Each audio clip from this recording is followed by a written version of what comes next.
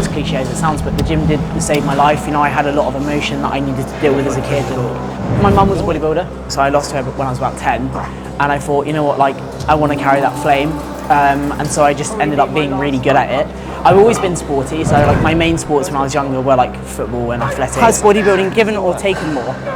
It's given me everything. When I was growing up, like, I was really worried to be different. I was quite badly bullied at school, and just for being different. So I didn't know whether I needed to change for people around me. Which obviously, if you followed me for a long time and whatever, like, you know, I'm very much like, fuck what people think now. Like, if you want to stand out, then stand the fuck out. Like, don't half-ass it.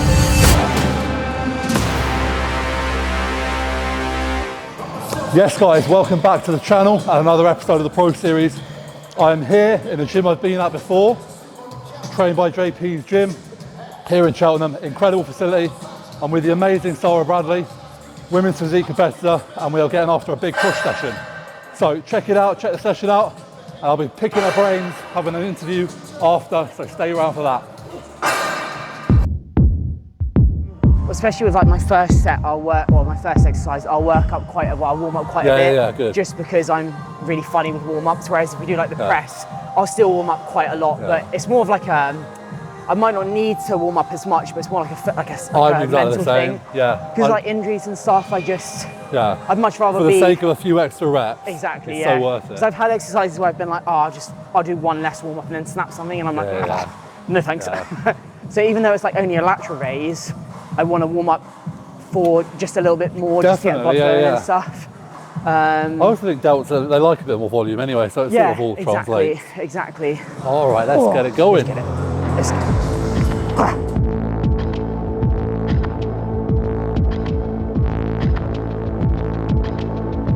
Nice, get it. Come on, big. Let's go, come on. Nice, Josh, come on. I love a seated dive. It's so underrated, like. Yeah. Let's go. So underrated. Definitely. Callum had me doing like the lying cuff ones, and I was like, they're great, and then I moved over to these, and I was like, oh, you just can't beat a dumbbell, innit? I think it's like to start as well, like when you're fresh, you get that squeeze at the top. Fuck yeah. And then especially like you said, you've got some laterals later on in the session, which I imagine you've probably got a different resistance profile. Yeah, absolutely.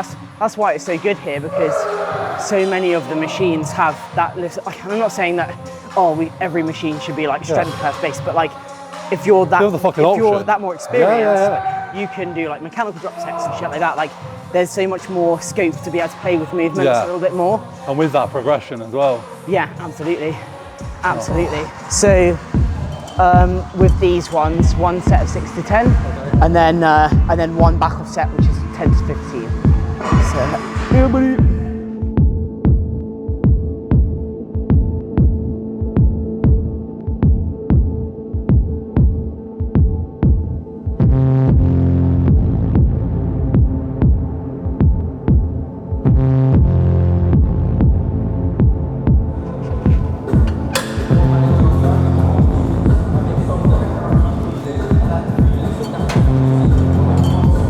First set?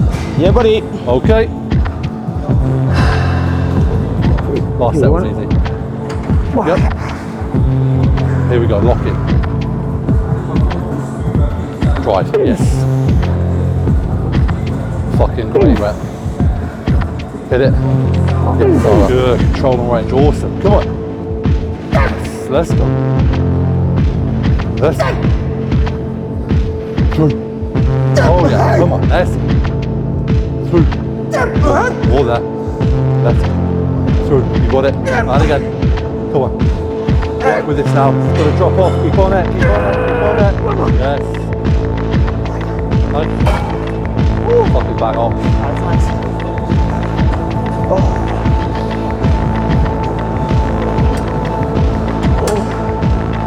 Yeah. Come on. Oh yeah, let's go. Come on.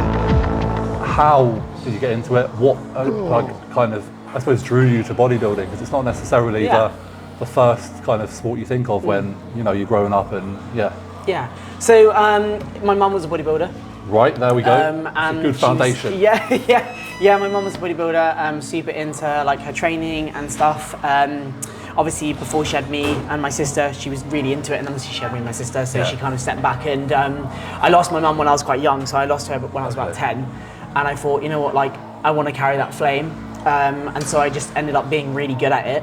I've always been sporty, so like my main sports when I was younger were like football and athletics. Like I was a really good sprinter and stuff like that. And kind of as I grew up and when I lost her, like I know as cliche as it sounds, but the gym did save my life. You know, I had a lot of emotion that I needed to deal with as a kid. 10 years old? Yeah, 10, 11. She died really suddenly. I think it was like a brain hemorrhage, and it was very much like a brain hemorrhage. Yeah, it was still with me, but yeah, it was very. I mean, silver linings. It was one of those things that happened, and she wasn't in pain or anything. But yeah, I was 10. Oh, wow. And I just, at that age, you don't really know how to deal with emotion. And fucking hell, no. It was, and it was like 2 years into it, kind of all came crashing down. I was like, actually, I'm really in a bad place. Yeah. So I got into sport, and it was like, you know, the gym very much taught me what I could deal with, my emotions, and like I said, eventually I just ended up being really good at it, and I kind of worked through the kinks, carried on, and then got to university and did powerlifting. Right. Ended up being really good at that as well. And I've seen you pressing, so I can see that I can move thing. And so I did powerlifting for a few years because one at university I didn't want to diet, I just wanted to drink and be an idiot. And so that was fun. Powerlifting lifestyle. Yeah, I was going to do in the first year of university, I was going to do like a natural show. Yeah. So I started dieting, and that's when I kind of started speaking to Tom Hames, who was my previous coach, who I was with for So you would have been uni age, like 18, 19? Yeah, that's it. Yeah. And what year would have that been? Ooh, well, I'm 28 now, so... Yeah, 20 something. 2015. Yeah, so so Tom would have been really kind of just starting a while. So you really, both of you have. Yeah, we've been through it, me and Tom, like 10 plus years together. Yeah. And so that's when I kind of met Tom, who's Evolution Training on Instagram.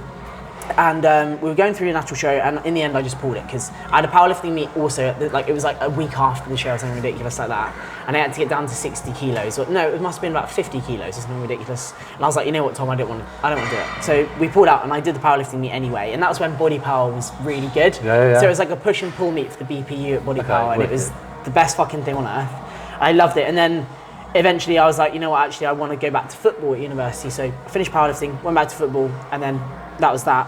And I came back at university and then finished university, and then got back into bodybuilding, and that's when I started basically being a little bit more serious with it. Let's go, Sara. Come on. Yes. Fucking yeah.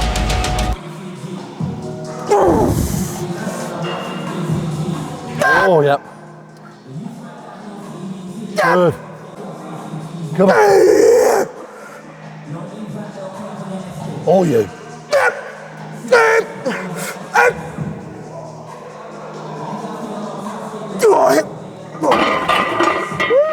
Fucking hell. Setting the standards. Tasty. Oh. Do you still kind of stay in touch with bodybuilding? Yeah. Like I follow it. Nice, man. Potentially more interest now than... Yeah. Like, I've always like kept a kind of loose eye on things, but I'm a fan, like, and again, that's why I wanted to stop before anything derailed that. Yeah, you know I mean? So many people fall out of love with it. Yeah. And then they're quite negative towards it, which is a shame when like it's given them a lot and they've, you know, it's our own decisions. It's and you see a lot of people do it nowadays where it's the people that are like, oh, bodybuilding ruined my life or whatever, and it's like actually you chose to do that. Yeah, exactly. Like I saw a post the other day. And you've had multiple opportunities to leave it. Yeah, exactly. Like, and I saw a post the other day, people been like, oh, you know, bodybuilding did this, it made me do this. I was like, it didn't. Bodybuilding didn't do anything. Yeah. And someone asked me, I think it was Cody next door, actually asked me, has bodybuilding given you more or has it taken more? Like, has it given or taken more? Yeah. And I was like, it's given me everything. Like, I wouldn't be here, I wouldn't have JP. Like, and like, we sacrificed a lot for what, a plastic trophy, but equally like, there's so much more than that in the grand scheme of like. Exactly. It's an interesting conversation, and it was a conversation we had, and I was like, actually, fucking hell, like, it's tough, but it's given me so much, like, you know what I mean? So, yeah, it is interesting. Bodybuilding's a strange old world. It kind of depends on like kind of what angle you come at it as well. Like, if you start it for the love of training, that then sort of evolves from there. Then you've got like the right sort of foundation. Whereas I suppose in the last 10 years, a lot of people are coming at it from a I don't know, a more extrinsic standpoint. Yeah, absolutely. And that can be Absolutely. quite mentally demanding. And that's the thing, like, there's so much want for external validation that people who do it because they love it are becoming far and few between. Yeah, like, yeah. do you know what I mean? Like, Sax is a perfect example. So old school, yet he's like one of the best on the planet. Do you know what I mean? Like, So casual about it. oh, I met him for the first time at the British last year. Nicest man Really? on earth. Oh, just his physique is unreal. Yeah. Like his quarter turns, like just the shape of him is mad. He's so different. Oh, Like, yeah, sure, there might be bigger guys on stage, but there's something Something about his otherworldly physique, about innit? him. Yeah, it's mad. Ugh. All right, let's back it up now. Strong fucking set.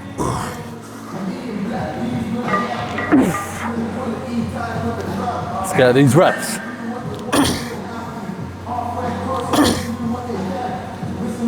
Yeah. Awesome. Let's go. Good. Come on. Squeeze. One more.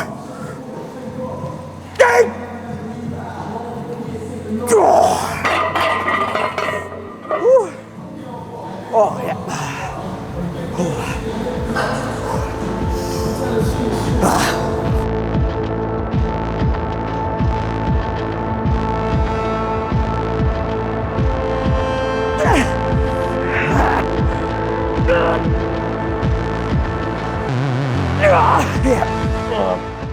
When I was growing up, like, I was really worried to be different because I was quite bullied. I was quite badly bullied at school, and just for being different. So I didn't know whether I needed to change for people around me. Which obviously, if you followed me for a long time and whatever, like, you know, I'm very much like fuck what other people think now. Like, if you want to stand out, then stand the fuck out. Like, don't half-ass it. Well, my long-term goal's always been women's physique because, as I said earlier, I was obsessed with Dana Lynn Bailey.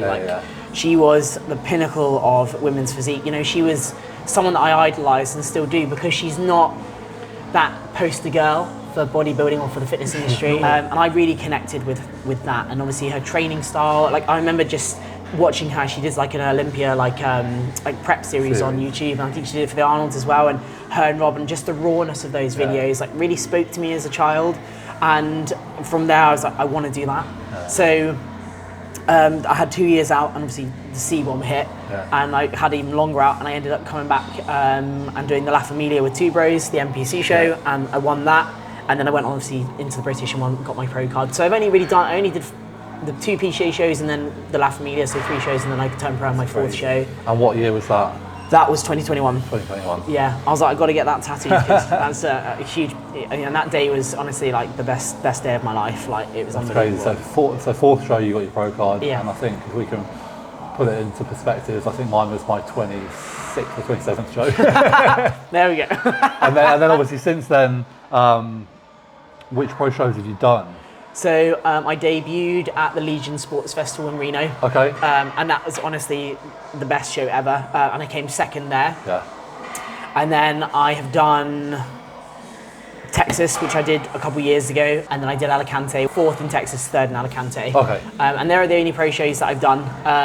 But honestly, they've been the best shows ever. Like, Legions as a debut show was absolutely brilliant. Like, and Texas again, because Texas is run by Sara Villegas, who's obviously the current Miss Olympia for women's physique. Right. Like, you know, the prize money's there is really good. You're looked after really well. Like, I honestly can't fault any of the shows that I've done so far. And, you know, as a professional athlete, you want to be treated like one, and, you know, you get that when you're, because obviously with women's physique, like, there's not really that much over here for us, so we have to travel over to the States and stuff, and you are treated in a completely different manner compared to over here. Like, it's mega. And yeah, and I say to, you know, I'm blessed to be able to do this, you know, 28 years old, and I travel the world and do something I love, you know, and it's the best thing ever. But that's kind of how I got into physique. And also, like, why would you do something where you'll kind of look the same as everyone else? You know, if you're going to do it, like, I want to walk into a room and be someone and be like, holy fucking shit, like, what the fuck is that? Like, Well, do you know what I mean? the latest physique pictures, like we were talking before the session with Jordan, and he was like, fucking hell, mate, what is that? You know what I mean? That's so cool. So if you're going to do something, just go for it. You know what I mean? Like, fuck what everyone else thinks. Like, just go for it.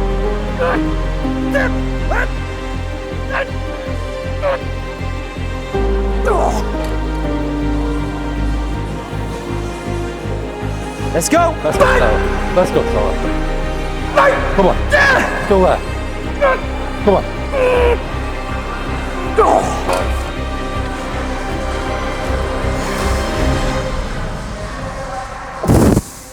Squeeze. Yeah, full extension. Let's go. Get him back. Yes. Go on. Yeah. And again. Drive it. Nice. Let's go!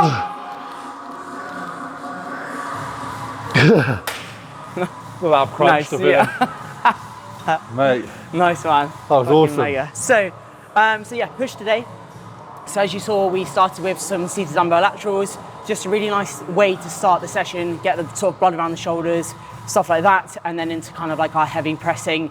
So you saw we did like the prime press there, working within the rep ranges of our first set being 6 to 10, and then our second set being 10 to 15. Same on the flat press, plate loaded flat press. I typically like to do two heavy pressing movements in the session. One, I fucking love pressing, and two, it's just a nice compound and a nice, I guess, builder for like that top line, chest region, stuff like that. And then we come into a fly motion, really nice to get a good stretch through there and just, again, fill the area with blood, finish that off nicely. Going into a variation of laterals again, back on the sort of lateral train, and back on the machine laterals, and then into some triceps, and then that's finished. I don't need to hit too much arm because they are quite a strong point of my physique, so too much would just completely overpower my shoulders and it would just look silly. So, and bodybuilding at the end of the day is about symmetry, not about how big one body part can be. Especially, well, in any category in bodybuilding, you should have a good symmetrical physique. So if I did too many sets of my arms, then they would just overpower everything. So I like dusting of arms in this session. And then that's that really, but yeah, that's my push session normally and how I go about it. In terms of like your current training split, yeah, how does that look? Like you said, the importance of symmetry, proportion within bodybuilding period. Are there any areas you're working more on at the minute? So at the moment, like my last feedback was like my posterior chain, so like my back, glutes, legs overall, I suppose as well. So obviously I'm working with Callum Raystrick now, so we actually do an 8-day rotation. So it will go push posterior rest, then upper legs rest, pull rest. So it's a lot of frequency of back. So my back gets hit about 3 times a week and legs twice a week. And it works perfectly with me, you know, the lower volume approach, having that rest day before and after pull. It's an absolute game changer. It allows us to put a little bit more volume into that pull session. And it just works. But I've never done an 8-day rotation before because I've always been like this is Monday a week. To Sunday. Yeah, but no, I absolutely love it. And you know, like I used to be high volume, high volume everything. And actually, ever since moving to this low, I used to be like an anti-logbooker. I used to fucking hate logbooks. But now, like using a logbook and actually having someone open my mind to the effectiveness of low volume training and high frequency training, like it's been an absolute game changer. And I've actually had some of the best bits of growth since actually training low volume and actually emphasizing more recovery over just fucking pummeling yourself every day, which is really cool. Because like it's a good way of doing it though, because like, I mean, nowadays so many people go straight in with the low volume, but they don't actually know how to train hard. So it sort of like negates the point, whereas you know what training hard is, and you can now really like hone in on the intensity, the quality, and again, like the areas that you need to. But yeah, like I think when I was like, I mean, I'm 28 now, so I'm hardly old, but like when I was 20, 21, like the way I used to train was volume, like just fucking kill myself. You get away with it then as well. Oh, absolutely. You know? And you know, I was probably more injured then compared to now. But like if I didn't do that style of training, then it wouldn't have taught me a lot about how to actually approach you would training. have built that foundation. Exactly. And now, because I'm more experienced in that, I can sit down and be like, right, actually, how do I execute over just moving away? How do I maximise that time in the volume and the time in the gym? Exactly, yeah. Well, it's paying off because if you haven't checked out Sara's Instagram, check out her latest physique updates because they are fucking insane. And we had such a good session. I fucking enjoyed it. I'm feeling it. And I was just hanging on those presses, not to embarrass myself. This is small but mighty on Instagram, small but mighty in real life as well. So thank you so much. No, thank you. We'll sit down and have an interview now, and I can't wait to pick your brains. Yeah, nice one. Thanks, man. What does success mean to you? Oh, what does success? That's completely open. I suppose it means like happiness, I suppose. Like doing something that brings you happiness, in my opinion, will also bring you success because you enjoy doing it. Yeah. It's like if you have a job that you enjoy, you don't have to work a day in your life. You know what I mean? Like, and whenever I get to, whenever that may be, like that for me is like my pure happiness because I've worked my arse off to get to something I've dreamt about since I was teeny tiny. Like, and for me, like, that would be the pinnacle of success because I know I've worked my arse off since I was small to get to where I want to be, and that would just bring me fucking so much happiness, and I think that is success. Yeah, no, I would definitely agree in happiness. And in terms of, I'm going off on a slight tangent, but in terms of like your, like you say, I suppose within bodybuilding, your final goal, like the dream, where do you believe, where do you see that being for you?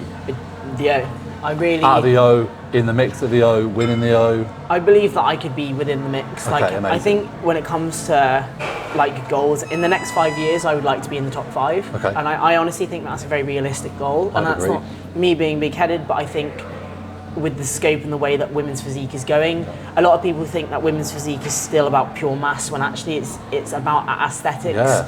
And I do think that my frame is quite And you aesthetic. bring, like even now, like I know like you're off season but like the fact that you're holding the fullness and the size but you still look like aesthetic as hell. Yeah. You know what I mean? So, and I think that that's the way that women's physique should be going. I don't think it should be, because a lot of people think that women's physique, when you see, like for example, if you see me on my own, I look big, but like when you're standing up against other women, like it's very hard to actually see how big these women are or whatever, but like I think women's physique, the aesthetics of it is something that I can really add to, and I think I can be in the mix within 5 years. So it's a really nice balance of a class, because I've seen it, I think on your latest Q&As on Instagram, the amount of questions, women's bodybuilding, women's bodybuilding, but like you said, it's a different class, it's a different level. And it's I had different this conversation with Corinne, and a lot of people, she's big enough. Actually, if I stood next to Andrea Shaw, she would absolutely dominate me. Like, and it's just